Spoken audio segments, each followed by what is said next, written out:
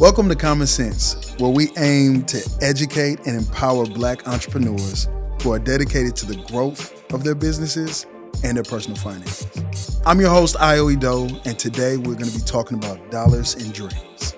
The point of today is discovering one's purpose and turning it into a career. I'm here with Booker T. Spencer, and Booker T is a certified career coach. He's an executive director of a nonprofit and an entrepreneur himself. Booker T, thank you for joining me today. Thank you. Thank you for inviting me. So we'll get into it. Obviously, I gave a short bio about you. Would love if you could tell us more about what it is that you do. When you ask the question, what is it that I do? I think about what I'm good at and what I'm not good at, right? So what I am really effective in is helping people to discover their purpose. It's like helping, when you're trying to make a decision about direction, I have this gift of being able to walk you through a session so you can make a better decision, by giving you all of the options and taking you down this path. And you at the end of it, you say, oh, that makes sense. So what I really do really well is helping people make sense and discovering their purpose. Interesting. Did I say that right? Okay. Make sense? Makes sense. Sense, right? Okay. Come on now, on tag. Okay. You see what you did there? Okay. Go ahead. Well, awesome. So as a certified career coach, Right. Let's dig a little deeper into that, what you do, because I like the overall. I'm not going to say it was vague, but I like the overall kind of the topic of what you do. But Right. as a certified career coach, we'll talk about first, and then I want to learn more about the executive director of Bootstrap Entrepreneurs. Absolutely. So talk about the certified career coach. What exactly does that entail? If I was looking to use your services, what would I be looking for? So a lot of certified career coaches, they specialize in the resume writing, the how to get a job. I'm more on the career side. I'd rather give you a career path of how to discover your career path. So many people are unfulfilled in their career because they signed up for the money first. Guilty. They signed up for the money first. And then once they got in there and, it's like, hey, this ain't cracked up what I thought it was going to be. I got the money, but I feel unfulfilled, Yeah. And so a lot of times in life, we want to talk about the money first, but never about the purpose. So, you want to ask yourself a series of questions that consist of why this, why that, why this, why that. And so going down that path of helping people, being a sounding board on a decision like their career. See, your career is what you're going to primarily do. In a week's time, that's where you're spending 40 to 60 hours in. And so your personal life and your career life, they run hand in hand, right? So if that's where you're going to spend a lot of your time, you want to make sure you enjoy doing what it is that you're doing. Yeah, it probably makes sense. Yeah, it makes a whole lot of sense. And you feel, as people, that's probably the last thing we do, especially as Americans. Right. We're always trying to maximize the dollar, but maybe not maximize our fulfillment or our purpose. Right. So, growing up, in my home, my parents pushed education. But education, the form of education, the formal education route just wasn't, it didn't interest me. Yeah. The technical route where I could use my hands and see an outcome interests me. So, but that wasn't something that they had advised me to do. My parents grew up in the 50s and the 60s. So, that was a time where it was so important to get your education. That's all you heard in the house. Right. But what if your route was not go get a good job? Right. Where was the information for that? Let's think about it, man. I know you may have a degree, right? In a specific thing. We're doing a podcast and you enjoying doing a podcast, asking me questions. And had nothing to do with my degree. Have nothing Zero. to do with your degree. Yeah. Your degree. And we're doing this like, this is what we do. So, 100%. it's like helping people to discover that. What is that thing what is that thing that you like to do, right? What is your purpose, right? So if you get the purpose right on the front end, then you'll attract everything else because you're operating within your purpose. And that's powerful too, because I feel like when it comes to business and when it comes, not even business, when it just comes to life, if you're doing something you enjoy every day, they always say you'll never work a day in your life, which I never believe that, but you'll at least be able to make it through the day, right, doing something that you know is fulfilling. Because again, even if football is what you enjoy, look, I played football at the highest levels. There's days where you hate that job too. Right. It's still a job. It's still something that you much rather probably be with your family instead of doing it. But kind of like you said, it's a little more fulfilling when you hoist that trophy up.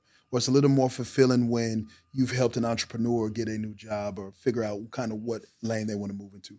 Let me ask you a question. When somebody comes to you, what type of person is coming to you, right? What type of person is looking for a certified career coach? What type of person is sitting in your office at Bootstrap Entrepreneurs?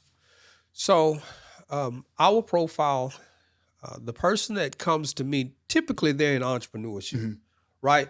I don't typically get the corporate America person unless they're transitioning from corporate America. Out of corporate America. Okay. They're transitioning out of corporate America because at that point it's very, it's nerve-wracking, it's scary. It's like I'm walking away from the security. Golden handcuffs. So, yeah. And so if you're married like I am, you talking about you gonna leave corporate America. My wife, you gonna leave benefits, you gonna leave six figures, you gonna do what? Yeah. So typically that person that comes to me, they're looking for a blueprint, how to do this. What are my steps? Because at a certain stage in life, you got to be accountable to somebody else, right? And people, when you're accountable to someone else, they're going to ask you the first thing, growing up, what's your plan? What's your plan? What's next? So by hiring me as a certified career coach, it kind of eases the tension in the house because you can bring back a blueprint of saying, and then your significant other can say, that makes sense, I'll support that. And it's like a business plan, but more for your life, right? Rather than the business itself. Right. So at least by hiring me, you can buy yourself at least a year. Yeah. Of not sleeping on the couch. Yeah, man. And, confusion. So like I said, my typical client is, they're typically already in entrepreneurship. Okay. They're in the early stages of entrepreneurship. Okay. And depending on where they are, they're asking questions. They want to know, they have this dream. Yeah. Right. And this dream is, it sounds like I want to own my own business, right? And that's how far it goes. So I asked the question, why? Why would you want to do that? Why would you want to take on all this responsibility in you owning your own business? Why would you want to lead people or lead a team? Why? What is the purpose? And so I get a chance to work with individuals to help them discover why they want to do this. What's their real why? So Spence, when you hear the term dollars and dreams, because that's the theme of this episode, right. Dollars and dreams, what does that mean to you? When I hear the term dollars and dreams, I think about dreams first. Dreams create dollars, not the dollars create dreams. Definitely don't. Right? So I think about how important when you have a dream, the clarity of that dream and writing that dream down. That's when I hear that, that's what I think about. The dream first, gaining clarity of the dream because the dream will produce the dollars. You say dreams create dollars. Right. Do you ever feel like dollars create dreams? Or do you ever feel like people's dreams sometimes are the dollars? And it's not a sturdy enough dream to really push you through those days where business and entrepreneurship or even working, raising a family, they suck, right? They just not, they're not fun them days. I feel as though dollars finance the dreams, but gaining clarity. See, now you asked purpose, what that means, right? So purpose is always going to go to clarifying what the dream is. Do you know what the dream is? Because if you ask a little 3-year-old, how was your, did you dream last night? Yeah, I had a dream of such and such, such and such. Yeah. But when you're in the entrepreneurship world, we're asking you, it's interchangeable. What is your vision? And do you have it written out? Have you made it plain? Have you written it down? So dreams to dollars. Gaining clarity of your dream, it will create the dollars. I feel like it's another form of reverse engineering. Absolutely. Where Everything, be, the end. Create the plan. Right. And then come back to where you are right now. Now do the plan and get to where you want to be. You know what I love about that scripture, man? What's up? It says those that read it will run with it. If you make it clear enough. How does Booker T. Spencer get to this seat? Like what happened in your life that made you want to help individuals be better at being themselves? Or here's a better way of asking that. What got you to this point? Tell me about your history. Tell me about your story. Tell me about, were you somebody who was kind of lost career-wise who ended up finding themselves and now you're going to help other people find themselves? Man, I had a young dude ask me, he say, Spence, man, if I had your hands, I'd cut mine off. I say, son, you don't know what I done touched. You may not want my hands because it don't look like what it looks like now. Yeah. From birth, I believe from birth, I've had to figure it out from birth. Right. I was an adopted child that was given up at birth.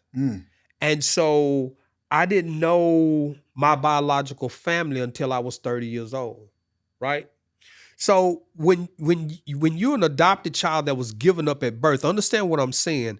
I didn't get nurturing from the one that birthed me. Right. So I came out the womb into the hands of somebody else and on my way. It's like I was on a travel line, at birth. So there's a lot of things that when you're an adopted child that was given up at birth, you have no point of reference. You're looking around saying, something about this, I don't belong here. Right.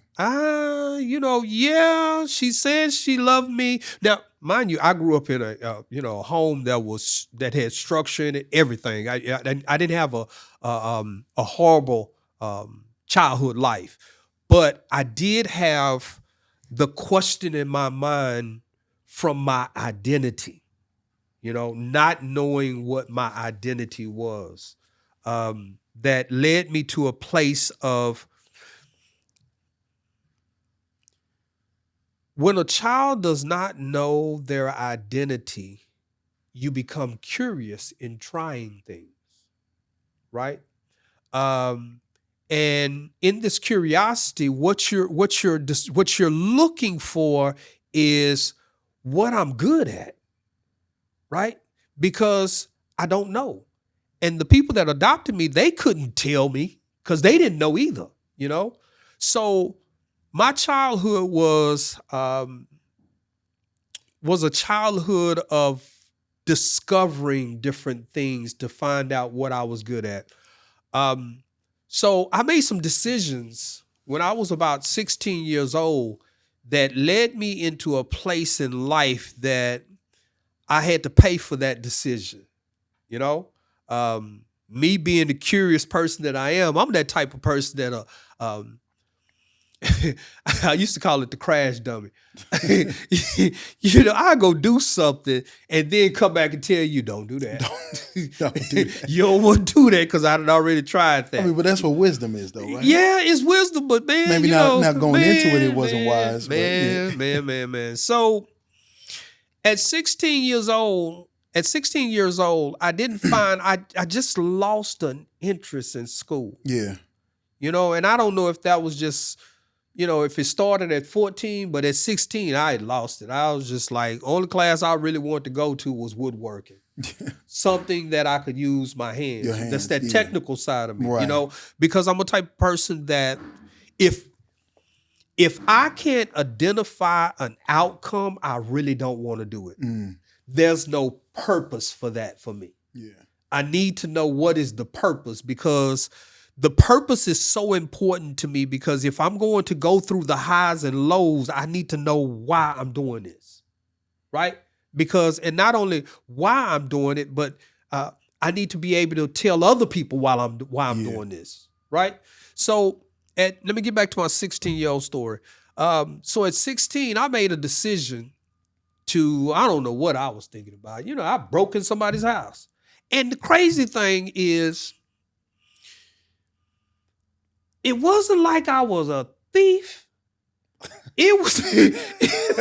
I mean, that's a crazy alibi on the stand, by the way. Like, but I it was wasn't really like a thief. I just. Yeah, it was like I had this thing to see what I could get away with. Yeah. You know, it wasn't like, oh, you know, I just wanted to see what I could get away with.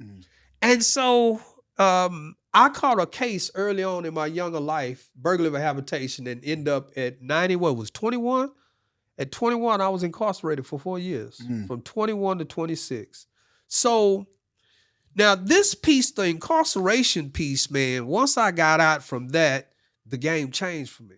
So now you out in society, you back in society. And matter of fact, I want to tell you something. Prison was the best years of my life, man. Now, all right, okay. So I'm going to tell you. You need to be in marketing. That's what you need. No. Let me explain this. Right? I don't know if I'm buying that one. Okay, good. Stay in school, kid. No. I'm going to explain it. All right, please do. Okay.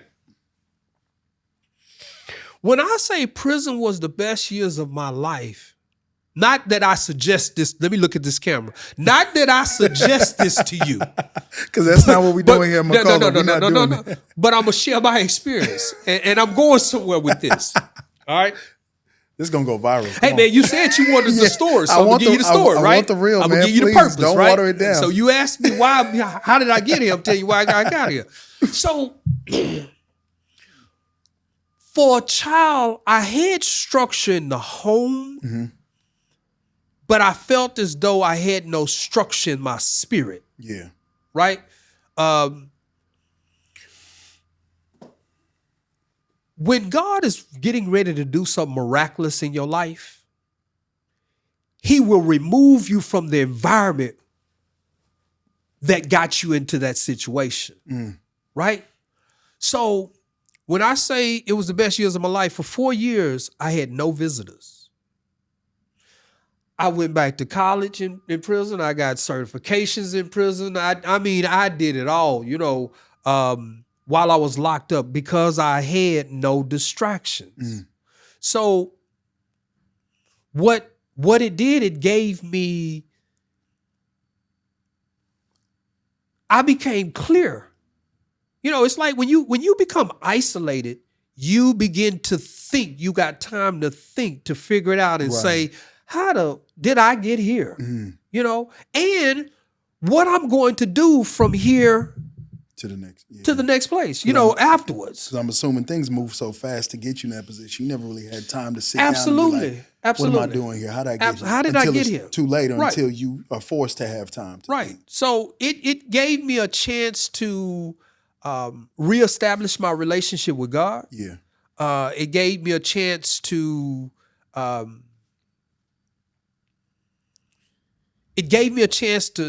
just get myself together. Yeah. And so that's why I say, you know, not in the sense like, you know, it was that I suggest this to somebody, but but in the sense I wasn't going to take that advice anyway. Yeah, but respectfully.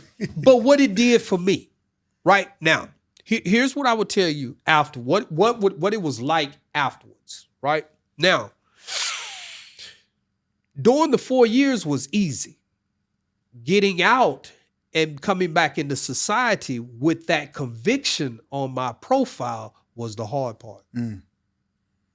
Right? Now I had to begin to piece my life together based on what the system said that they needed as a requirement and what my profile said that I was an ex-felon. Totally different. Right? So, you know, from that experience, I learned a whole lot. I bet. I learned a whole lot. And you probably yourself had to find out what direction you want to go into. And I mean, did you go to a certified career coach yourself? Or was that kind of what the path made you? No, man. That was 1996. 1996, man. I began to start taking all these temp jobs. And then what I resolved to was, what opened up the doors for me was becoming a professional barber.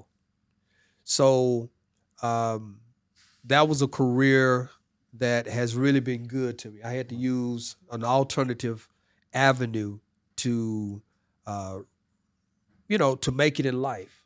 So that was my my story about that. I don't know if that helped answer the question. That definitely helped. That definitely helped. And again, it sounds like, and I'm over here trying to pull parables together, right? You've made a lot of transitions. Right. And I think that's probably part of, and let me know if I'm wrong, but that's probably part of how you got to where you are right now, helping people navigate transitions. Ain't nobody transition more than Booker T. Yeah. And I typically, unless you ask, I don't even think about that no more.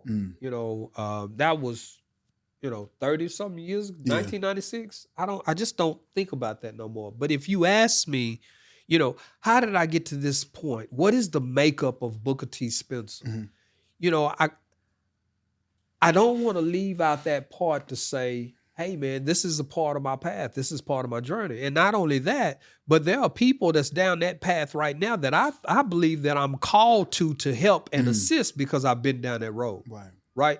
So that leads into what the next 20 years of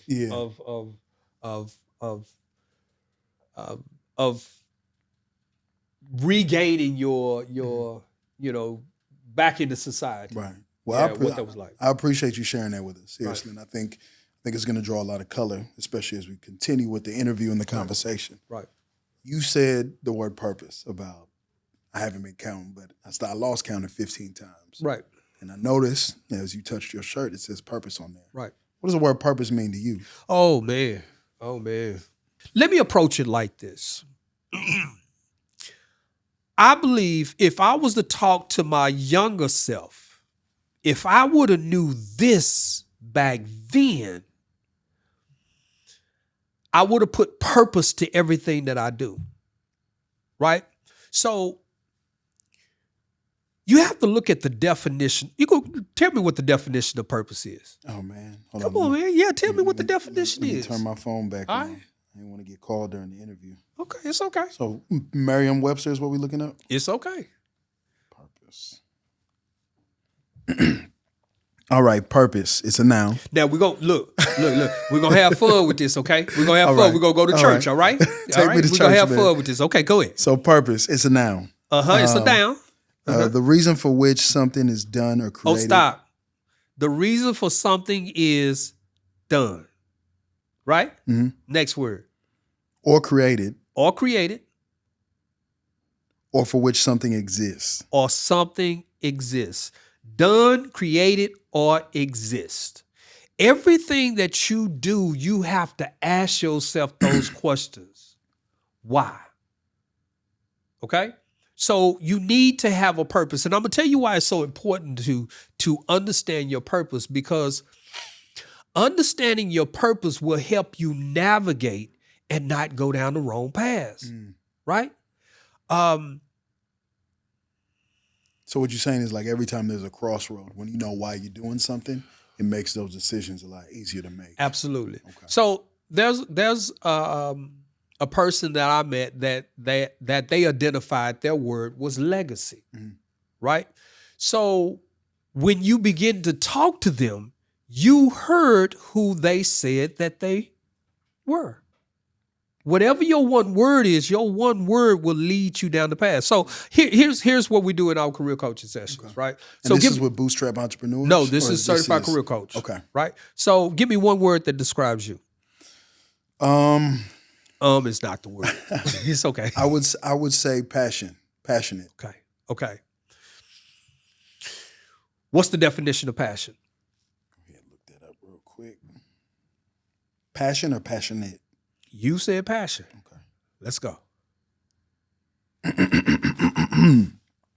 Also a noun. Strong and barely controllable emotion. Strong and what? Barely controllable emotion. Okay. If I talk to you long enough, I'll know what you're passionate about. And so you'll always gravitate to what you're passionate about. Yep. That's the gift. When people are looking for something, let's just say we're going to start a venture together, right? The first thing you're going to ask is, what's the purpose? And I'm going to say that I need somebody that's passionate, right? So when you identify your one word, that becomes your guiding force. That's who you are. Everything that lends weight to that one word, you'll know that it's safe. It's like even during this interview, I was asking the question, what is this about? Right? If I didn't know the purpose, I can't do it. Can't do it, no. Right? Not to the best of your ability. No. You're just going through the motions at that right. point. I can't do it. So I think that, that is the first exercise that we do in our career coaching. Is finding your purpose, your one word that describes you. Okay. Now, the next part of that, the definition is the behavior of you. That definition is your guiding light. Yeah. Anything that it's like whatever you put your hands to, you'll know if it's for you or not. Can you extrapolate on that? Oh my God. Please. Because I feel like I heard something, but I want you to go a little deeper. So someone can talk to you and they'll be sharing X, Y, and Z, but there's no passion there, right? It won't hold your attention. You either gonna say that I'm gonna have to go in. Are you talking about me in particular? Because passion is my word, and I'm attracted to passion. Yes. Or are you just saying people in general? No, passion is your word. Right. I'm talking about you, right? Your one word, right? So you're attracted to things that have passion in it because you are passion. Right. Right? So where there's no passion, there's no need for you. That makes sense? That makes sense. If whatever you're doing doesn't have passion, you're not going to be involved with it long, because you're going to walk away saying that I can't do that. Y'all ain't, it just don't have no passion. Right, not at all. It doesn't move me, right? So your one word is so important. Now there's another piece with that, right? Everyone needs to know their top 3 core values. All right. My one word is purpose. My top 3 core values is fairness, consistency, and accountability. You can hold me to that. Fairness, consistency, and accountability. That's what you can expect out of me. That's what drives my purpose. Right? You get it? Yeah. That makes sense? Interesting. Okay. So we're going through an exercise right now. Yes, absolutely. Okay, I'm taking you through an exercise. Okay. I didn't even know. You should have warned me. Man. Right. what that would be like as it relates to purpose on my shirt. So this is something that I started last year. I was like, man, I think that we're in different times now. And I was like, you know what? Let me put that on my shirt so I can remind myself, right, who I am. Can you imagine wearing this shirt and you doing something that you ain't got no business doing, and somebody looking at your shirt saying, oh, that's purpose? Oh, the irony would be crazy. Right. Yeah. It don't make sense. It keeps me in alignment with my destiny, my purpose, right? I don't show up unless there's a purpose. That makes sense? Yeah. So that's kind of like the whole thing about, the shirt of purpose. So that's kind of where we start is helping people figure out what their purpose is, right? Helping people figure out their purpose. Let me ask this though now. How do you relate that? And how am I ask this? Do you feel like a lot of entrepreneurs or a lot of people that come to you lack their purpose? Or do you see people have their purpose, it's just not as organized and tight as one word, 3 core values? That's a great question. What I think that the entrepreneurs of today, they see things on social media, a 45-second clip. Yep. And someone selling something on Instagram, Right. and they think that they can do that, right? So you're saying that you're going to invest your time, energy, and resources based upon something that's a 45-second clip. Right. And they'd be like, man, I could do that too. Right. Here's the problem with that, man. See, I'm a big executive team guy, right? If you don't show me your back office, I don't care who the face is. I want to meet your team. Yeah. You know, meeting a person's team is so important because I may be the face, but I don't move by myself. Right. Right. And I love that you said that, because even in our business in wealth management, I make it a point when we bring on new clients, I make it a point like, yeah, you're meeting me. And Right. yeah, we'll be having most of the conversation, but I want you to meet the people Meet the behind team. the scenes. I want Yeah. you to meet everybody else making this whole thing possible.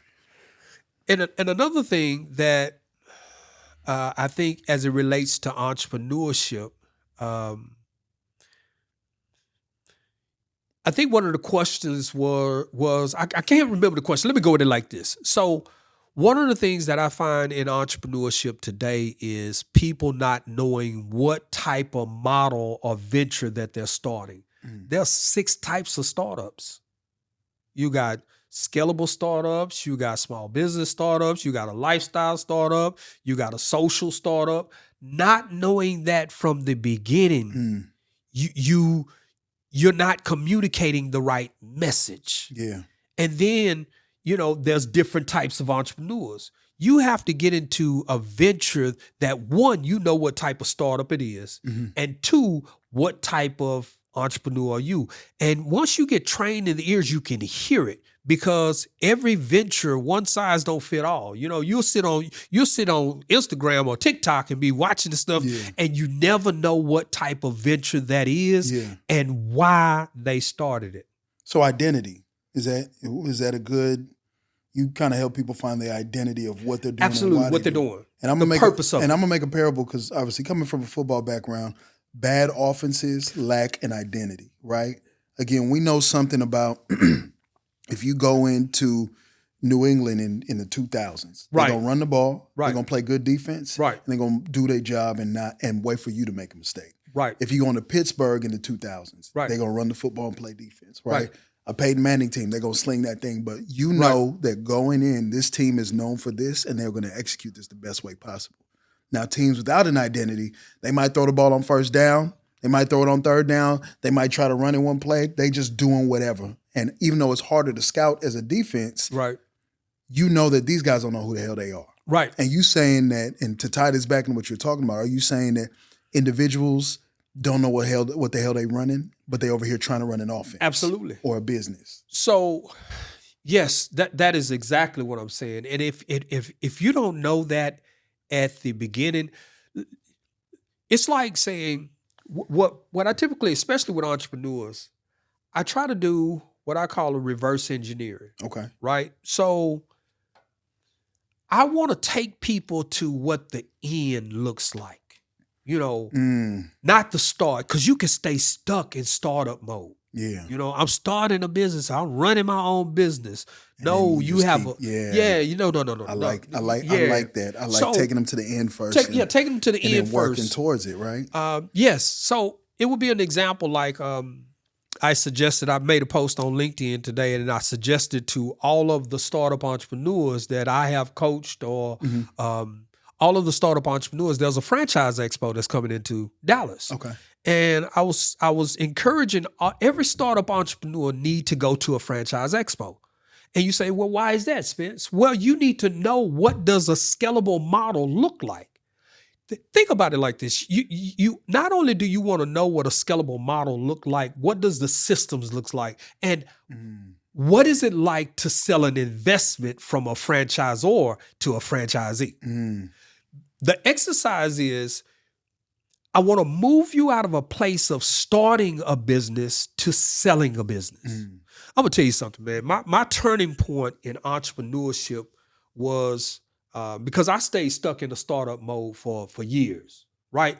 My real breakthroughs didn't come until I knew how to buy a business. When I understood how to buy the very business that I wanted to start, it taught you how to run it to make the business viable. Yes. And usually the viable businesses with high valuations are businesses that are well-scaled, well-ran, well-oiled. Is that where you're going with that? Yes. Come on. Because the viable business already has a certified valuation. Right. And you get that by getting a process to yourself. Absolutely. Which we've talked about on a few other episodes in this series. Yes, yes. I mean, I can teach startups, but I really want to get you to a conversation, a 10-year conversation. Not a 5-year conversation, but a 10-year conversation. So your model gotta be presidential proof. Right. No matter over the next 10 years. That's why I say 10 years, because you're gonna have 2 presidents, maybe 3 in 10 years. Presidential proof. Okay. Right. I'm following. Presidential proof. I gotta start writing some of these down, man. No matter if red or blue get in the office, if we have another recession, your 10-year plan gives you the brevity to make the adjustments. Yeah. So what I'm saying to you, you begin to learn more on having a plan that's 10 years, understanding how the franchise world works. Man, let me tell you something, man. What I love about what I've learned in the franchise world. Now, I'm not suggesting to you to go buy a franchise. I'm only saying to you to take the model of franchises, how it's built, how it's scaled. You apply that to the front end of starting a business, your conversation will sound like, hello, my name is Spence. I'm with 12AI Capital Group. Notice now 12AI Capital Group is one of my companies, right? I'm with 12AI Capital Group, and we're in the blank industry, and we're relocating to the DFW market, and we want to open up 25 locations in the next 5 years across the DFW market. When you have a conversation like that about 25 locations. You're telling somebody what you want to do. You can tell somebody you've thought about it. And now execution becomes easier because you have something to believe into. I love how you talked about franchises. And what people don't understand about franchises is you have to be that much more organized than Absolutely. a company who just owns everything, right? Absolutely. If you're getting ready to franchise, you're getting ready to take something you've done yourself a million times. And pass it to somebody else and make it look identical. Which takes you writing down some sort of manual process. Right. And writing that down will help you create a process. Because sometimes like, well, how do we do this? Well, I need you to be able to tell somebody else. So maybe we've just created a process by creating that. You saying that the entrepreneurs that you work with through certified career coaching and bootstrap entrepreneurs, they have a process down almost like they're getting ready to sell, even though they might never sell. Never sell, because the goal is to, in year 5, whatever you're starting, in year 5, you want to have a certified valuation. Most people that are running organizations, after your 3rd year, 4th year, you getting your first valuation. Right. Because your valuation is your ticket to raise more capital. Right. Without the valuation will tell you what areas of your company has value and to who. Because you got to understand, there's two types of buyers: a strategic buyer and a financial buyer. Okay. Can you break them down? Okay. A financial buyer would be like Coca-Cola did with vitamin water. Okay. Right? A strategic buyer is a person that... Because they needed the financial backing. They had the systems already. So they could pull vitamin water into their, product base. They already had the system. Basically, it gets rid of the bottleneck of production. Right. Okay, so financial buyer, they have financial backing. They already have the systems. They already have this. It's versus like strategic buyer would be someone that's saying, okay, there's a company that's already doing 15.5 million in sales, right? But they've seen an area in their business model. It could be marketing that they're really not good at, right? They're just really not good at. But they have up to 5 million to do an acquisition. Right. So they're going to find a marketing company that's already doing well in that particular market and buy that company to add more value to what they're doing already. So let me try. Is this Facebook and Instagram? Yes. Instagram was booming. It was already doing its thing, but then they got bought by Facebook. Now they're just seen by more people, and the marketing was better, and they've made it part of the process. And now Instagram has grown 10x since they were bought, 15 years ago? Now, here's the deal. That's a buyable startup. Right. It was built to be sold. Yeah. Right. And I think what we do as African Americans, and I'm just. No, go ahead. That's what this is for.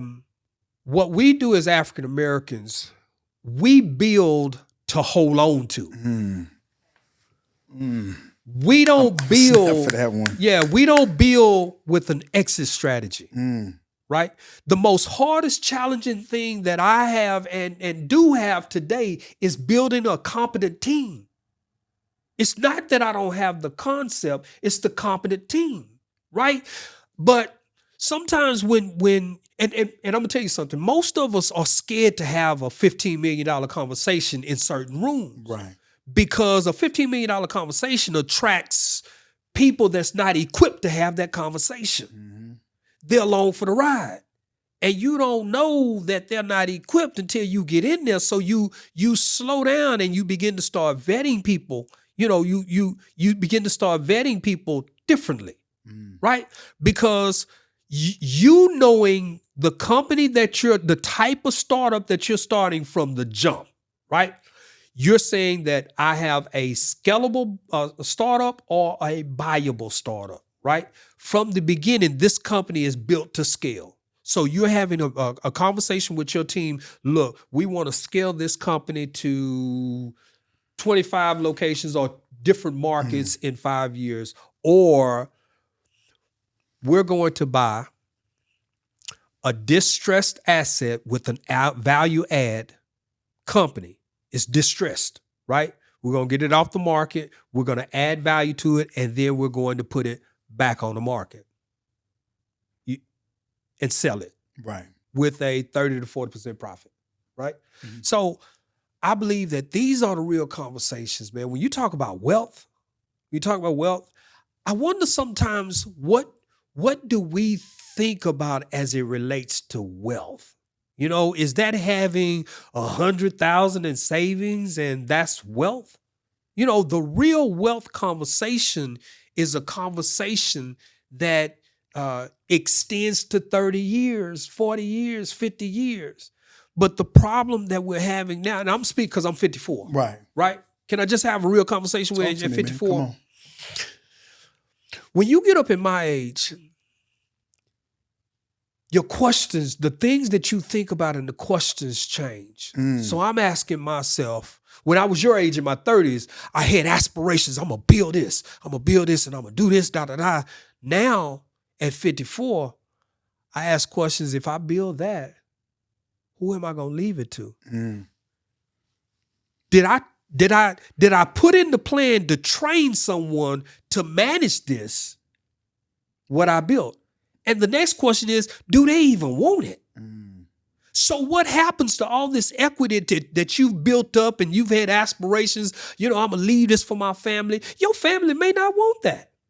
And now you've built this business that's not scalable, that's not sellable. Yeah. And on top of that, you're not going to pass it down to your kids because they don't want to do it. So now we talk about the wealth conversation. We don't have anything. It just diminishes. Right. And we have this great asset. It's like buying a house. That's like buying a car. That's like buying a building.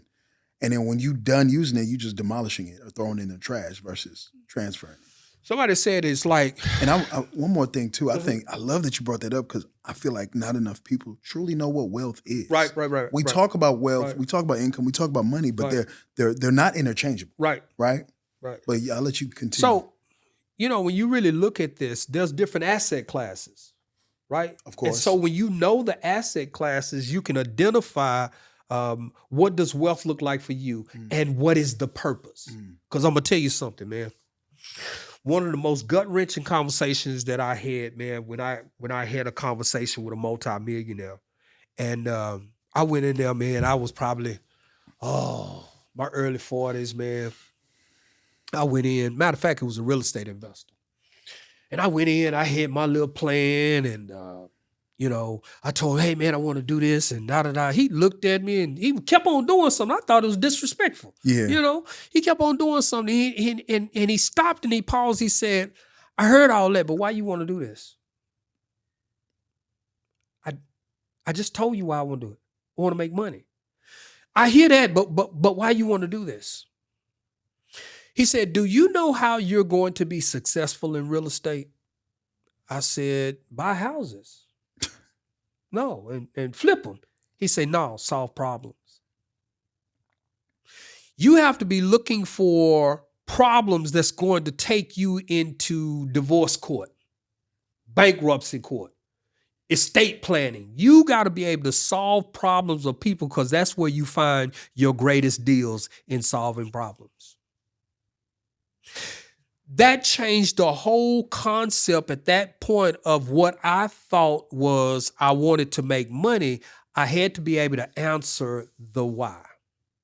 And so, thinking back, I'm saying, I would say, man, I missed the innocence of not knowing. Kind of like the ignorance is bliss. Right. We say that a lot. And you say you miss sometimes not knowing. Because when I didn't know, I was just moving hard. I was gunning. Yeah. Right? Now that I know, I slow down. Do you slow down or do you move with more intention? I would say I move with more intention. Yeah. Right? I'm very intentional now. And it probably makes it more fulfilling. Absolutely. When you know why you're moving, right? Absolutely. Because when you just always running, it's like a basketball player running during the timeout. You just wasting energy. You know what I mean? Right. You talked about the nonprofit. So I'm the executive director of a nonprofit called Bootstrap Entrepreneurs. And what our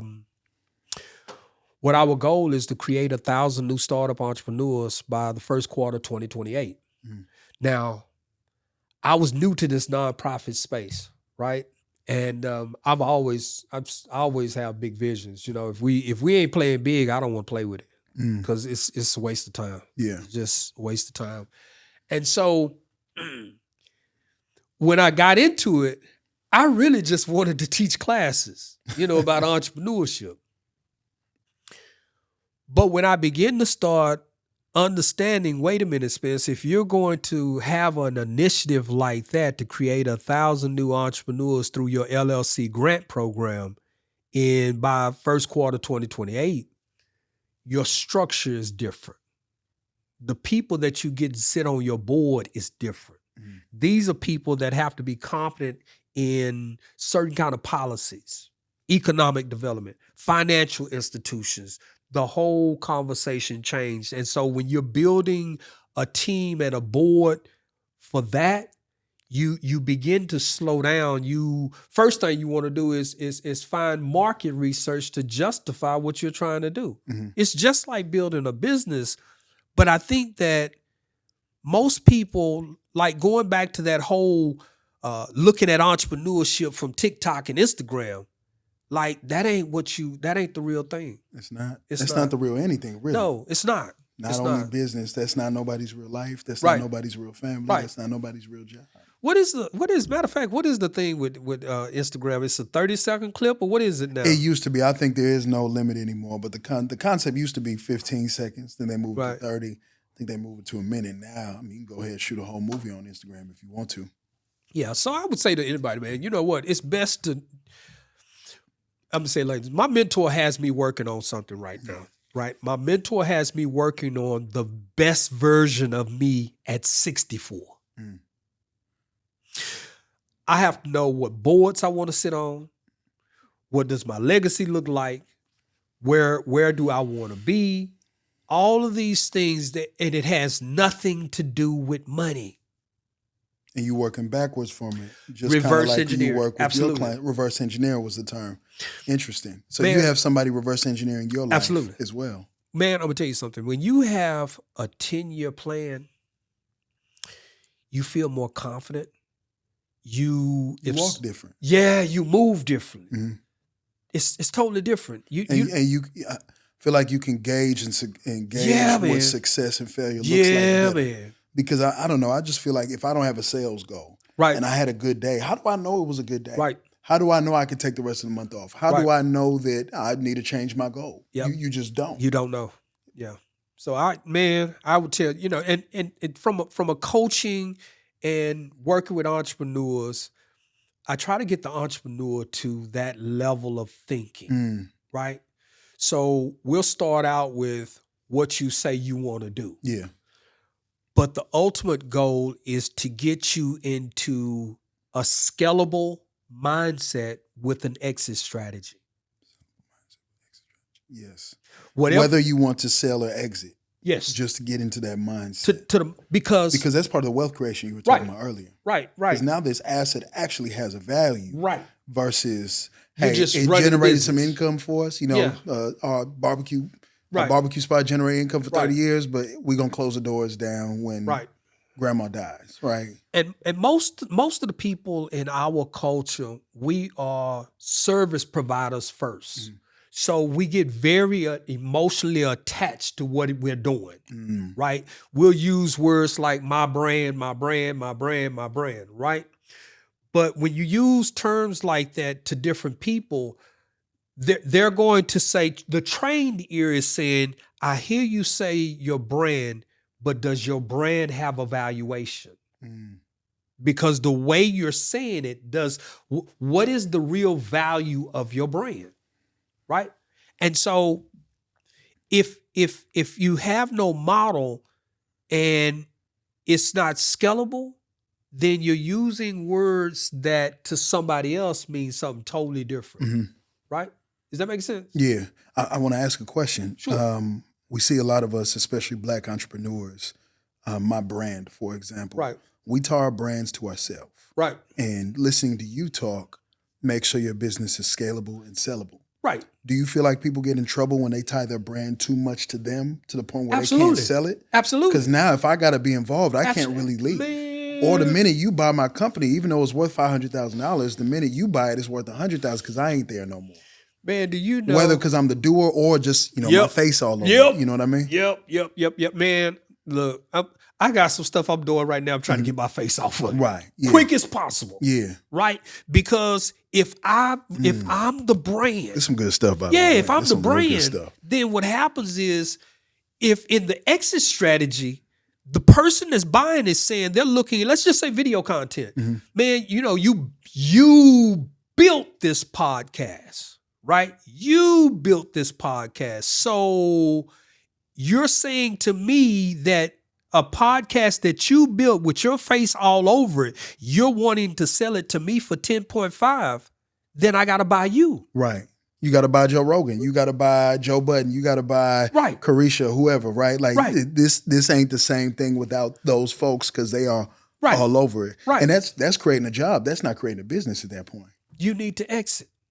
Right. So when you and do you think that comes from just, Black folks, we take pride in what we have. You think that comes from the pride of just like saying, Sanford and Sons or Ayo and Associates or, Spencer, Spence and, whomever.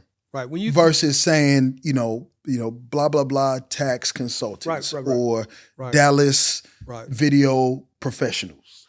I can give you a great example. I'm going to go to my first business that I set up when I came into Dallas, right? And I told you that, when I came into Dallas, I came from Houston. Okay. And moved to Dallas. And when I came to Dallas, my first company in Dallas was called the Barbering Clinic. The Barbering Clinic? The Barbering Clinic.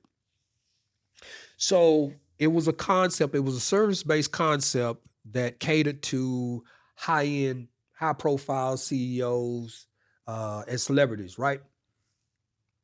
So I had great success with that. We had, we got cowboy fans, right? So at that time, Not over here, we don't. It's okay. We hurt right now. Yeah, man. I can tell. At that time in 2006, I think I probably had cutting the hair probably about 75% of the D line. So, and not so that's like DeMarcus Ware, that's absolutely Tank Johnson, all them boys. Okay. Well, it's I don't want to call out no names for the sake of the podcast, my bad. That's why I say in general. They can Google. They know who it is. They know who it it is. If you look for some of my stuff, you'll see it. And so the point that I wanted to make, I named my company The Barbering Clinic, right? Worst thing I could have did. Because every company that you start, you have a NACS code, right? You have a NACS code. That NACS code was tied to the barbering industry. The NACS code is 812111. Okay. That's the NACS code. Many people don't know that. Why you get denied for funding because you're coded wrong. Search your NACS code because what lending institutions have, they have in their matrix of funding, they know which industries are declining and which industries are on the increase. Right? So when you set up your LLC. So regardless of what you say your business does, that NACS code is really. It's everything. Okay. So because I attached the barbering industry to that first LLC, I became limited in raising capital and funding. So what would you have titled it if you felt like? Man, look, I'm going to tell you what I suggest people, look, name that thing ABC, XYZ, anything, that you want to name it. Because your first company that you start is an operating company, management company only. So you can have other companies under it, or? You can have other DBAs under it, but I would suggest that you can have DBAs under it, but I would suggest to have a whole nother company. That's if you're saying. So what, like a managing company, a consulting company? Man, let me tell you. Something just in general. Okay. Yeah. I would say business management as your operating company because your first company is a business management company. And business management means you're just managing. You're just managing a business, right? Businesses or a business? It can be businesses or a business, and I'll tell you why. The piece that you have to find out is, I was doing a company the other day, and I hope I'm gonna stay on track. Okay, I was doing a company the other day. We on your track. Go ahead. All right, I was doing a company the other day, and first thing I looked up was what industries has a high valuation. All right. It was a high valuation. I don't want to start no company that the industry don't have in the exit. In the exit strategy, it don't have a high valuation. The multiples are higher. Yeah, man. Okay, yeah. I want to know that from the beginning. We're talking like what, the finance, tech, healthcare. Man, so this is funny, man. I'm laughing because everything was tech. Yeah. Ed tech, fintech. Especially right now. Look, even if you look in the market, the valuation of these companies, they're overvalued most of the time. Okay. And when they're just a little bit overvalued, they're considered undervalued, which is crazy. We'll talk about that on a different podcast. Yeah, so anything that I do now, I'm looking at the valuation first. Yeah. I want to find companies that's like that have already sold. Yeah. Because you got to understand, I'm 54, right? I'm not looking to be running no company for no next 20 years. Well, you think about the wealth. You're not thinking absolutely. about Exit strategy. Income versus wealth. Another thing we'll be talking about soon, but you're thinking about the wealth. Income is cool. You've made it. You're not thinking about your next meal. You're thinking about the payday, the exit. You're thinking about the legacy. You think about your kids. So going back to that whole service provider, we as African Americans, we find ourselves, we want to name we want everybody to know our name. This me, this my stuff. This my stuff. You remember Coach Cardi said, I tied that now. Right. You see me tie that? Right. That's fathers, that is, you don't want to do that. Let me just say it like that. That you do not want to put your name on. And as much as you would like to do that or want to do that, you saying that's the worst thing you can pigeonhole yourself. Yeah. So with that company that I started, it pigeonholed me and I had to dissolve that because I couldn't spin it into nothing else because it was only allocated to the barbering industry. So I never could do anything outside of that because once they pulled the my NACS code up, even with applying for funding, right? And most people don't know this in service-based businesses. Service-based businesses, if you don't have no asset in the business, it's strictly cash flow. So, for example, what? So, I would say when you build a business, you want that business to do several things. So, like, if I'm just giving massages and I don't have a building asset, anything, that's just cash flow? Right. It's cash flow. It's a lifestyle company. Okay. Right. But if you're at some point, you're going to need funding for that business. Right. So what I suggest people do is make sure that you're starting a company that's fundable. Right. Because when you start in 2 years and third year, you're going to be needing resources that you going to need to apply for funding. Right. And now you're saying, oh, I was the greatest massage therapist. It is, but you're capped out at 70,000. Right. And on top of that, what happens? You break your arm. Right. You know. So in that process, most lending institutions, what they specialize is ABL. In ABL, asset-based lending, right? You want to find financial institutions that specialize in asset-based lending. But if you have a lifestyle company and you call it a small business with no assets, you have to prove so much more profitability than the person who may have, for example, asset-based lending is for the personal, in a personal sense, is like your mortgage. Right. The reason people are giving folks with just, a W-2 and proving a little income, a mortgage is because the house is backed. Right. So if you don't pay the mortgage, we're going to take the house. Absolutely. Try going to a bank right now and getting $500,000 without an asset being backed. Absolutely. It's going to be tough. It's going to be tough. Yeah. So that is so important for us, for as African Americans, that we understand this on the front end, right? So in coaching individuals, especially in entrepreneurship, speaking to my younger self when I was 35 and I had a whole lot of ambition. I was just about to ask you that question, but I had a few more, but go ahead, man. What would you say to your younger self? Ooh, that's a good one. Something just hit my spirit, man. Well, hey, how about this? Let me time out. Ooh. Let me time out. Ooh, I don't know if you want to stop this. No. All right, then come on, bring it to me. Because I had one more question, but man, go ahead. Bring that with. Because I can see the studio's turning up for you right now.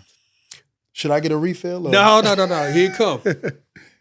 What I would say to my younger self, make sure your character match what you're wanting to achieve. Say that again, man. Ooh, I feel chill bumps because I paid the price for this, right? I thought it was just cold. No, man. When I say make sure your character lines up to what you're doing is you can't do this and do that too, right? Meaning you're wanting people to believe in your vision, but you got another side behavior going on over here. You follow? You got to be one with self first. Yep. You follow? So when people, you're wanting people to say he is who he say he is. I've seen him in some tough situations, and he didn't fail us. He kept it 100. Right? But if you like, and that's the brand right there. Yeah, right? man. That's like when things are bad, when things are good, he gonna be like that. Yeah. He's not gonna switch up. I don't know, man. Do you remember Coming to America? Yep. When he said, "When you think of garbage, think of Hakeem." Yep. He obviously it was a joke, but it's like when you think of X, I want you to think of me. Right. Because this is what I do. This is what I live. This is not just me when 9 to 5 when the office is open, I'll be doing a whole other thing, right? That's like having a pastor who be in the strip club Monday through Friday. That's what I'm saying. But then on Sunday, be trying to tell you the word. So back when, when I was doing them high profiles and all that stuff, man, that stuff blew my ego up, man. And that cost me my first marriage. You follow? Yeah. Because at that time I was like, don't you know who I am? I began to treat my significant other totally different, and I messed that one up. So I'm saying to you that, and I even say this when I coach people, especially, teams, because I'll be very careful because the information that I'm about to share with you can tear your household up. If you wasn't groomed in this, I could share some information with you about entrepreneurship that could tear your house up. So I would say, let me explain this a little bit better. I would say, if you're married, I would say, go get your significant other before I talk to you. You feel like that success gets to people's heads and they act different, and it breaks up families. What I don't want to do, because how sometimes with people, man, they have this burning desire inside of them and they know that what they're wanting to do is right, but the other person is skeptical, right? And so they'll trudge on with that, that ambition and lose what the person that got them there. You'll lose the relationship because you feel like y'all on different pages, right? So if I coach or consult with someone, I really ask, I say, are you married? You single? That's important to me, because at some point in time, I want you to meet my wife. You follow? So you'll know there's no ain't no shady stuff going on over here. We roll as a family. We roll as a team, right? So because on the other end, the family can get in the way of business if they're not on the same page. Man, if you, and I'm gonna tell you something. This is not something I heard. This is just a nugget from another place, right? Wealth never talk about money. They ask questions like this. Look. So, Spencer, how's the family? How's the wife? How was your trip this year? Oh, good. If your trip was good, I tell you what, did you get your wife that new car? Yeah, I got her the new car, yeah. It sounds like that. It's family questions. It's not money conversation. No. You go in and start talking about money, man, you seem too ambitious. And they're going to know you either ain't got it or you're not ready for it. That's why I'm saying that you want to make sure that as I invite you into this world, that I need to vet you first. Prepare for it. Yeah, I need to vet you first. I need to know, who am I bringing into my space? Are you someone that I can bring up to my wife? You follow? And there's some people that's out here, man, that's doing business. If you got some stuff going on, we don't even fool with you like that. Right. We don't. And kind of like you said before, like the whole double life. Yeah. Gotta go. Yeah. Your wife, your husband, yes. Your significant other needs to be in line with your business goals, and where you will be as a family. And that's, man. Yeah, and especially if we talk about wealth, man. Yeah. Because you can be ambitious and talk about money and resources, but there's some stuff, man, that's the foundational stuff. And you'll get to certain levels and you'll begin to say, you know what, man, I flew way out here and we supposed to get this deal done. This guy, I done met him and all he talking about is how my children doing. It don't make sense. He's vetting you to find out your values. Because if you're going to screw over your family, you're going to screw over a business so fast. So fast. And sometimes wealth want to see that you made a mistake. Right. That's why I tell people, man, my first one, I messed that one up because I learned from it, right? And not only that, but people want to make sure that you've made a mistake, that you learn from it, and other people are not the problem. You were. Are you able to take accountability for the decisions that you made that didn't turn out right? That's character.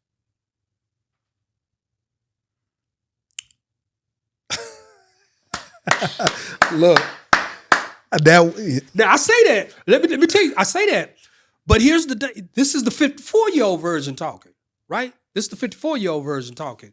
They're saying, man, I've been there, bro. But that's reverse engineering. That's all it is. This is the stuff that, man, all the other stuff that I do is easy. This is the hard stuff. You feel like you would have been farther if you didn't make those mistakes? And do you feel also why that's important for people to listen to people that have been there, because you don't have time in your life to make mistakes to get to where your goals are sometimes? Obviously, we have time to make mistakes, but I always just think about tutelage and leadership as important. Right. Because, again, you made a mistake, and now I'm one of your clients' colleagues. The thought is I shouldn't make the same mistake anymore. When I'm coaching football, I tell the kids, look, if the dude in the front of the line get yelled at, there's no reason the following three should ever get yelled at. When I yelled at him, I yelled at all of y'all. Right.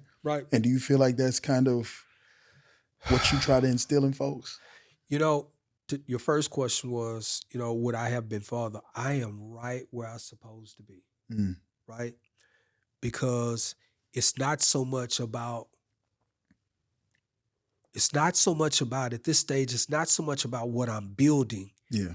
Am I in alignment with my purpose? Right? Because being in alignment with your purpose, it's like seek ye first the kingdom, right?